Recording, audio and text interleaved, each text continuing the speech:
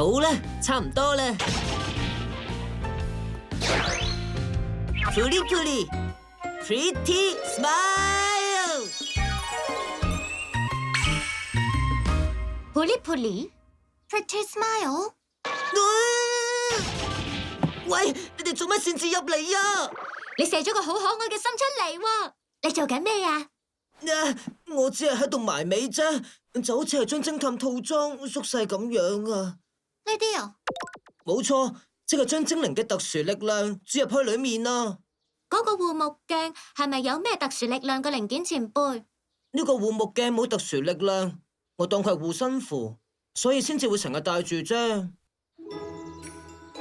以前我同我班朋友一齊研究新發明，大家互相競爭，希望自己可以成為最出色嘅發明家。哇，手感好好啊，用落好順手，不愧係零件啊！當時嘅我認為，發明品最重要嘅就係功能，外表根本一啲都唔重要。但係，哦，直尼安 Hello， 直尼安，你整咗咩啊？係呢樣啊！好靚啊！最受歡迎嘅始終都係我哋嘅老師直尼安嘅發明品。做咩啊？哦 Puli Puli Pretty Smile。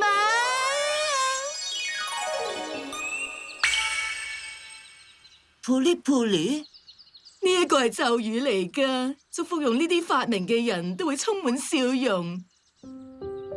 雖然我哋嘅發明品係用嚟方便生活同工作，只不過千祈唔好忘記都要滿足大家嘅心靈啊！創造笑容同令人興奮一樣都好重要㗎。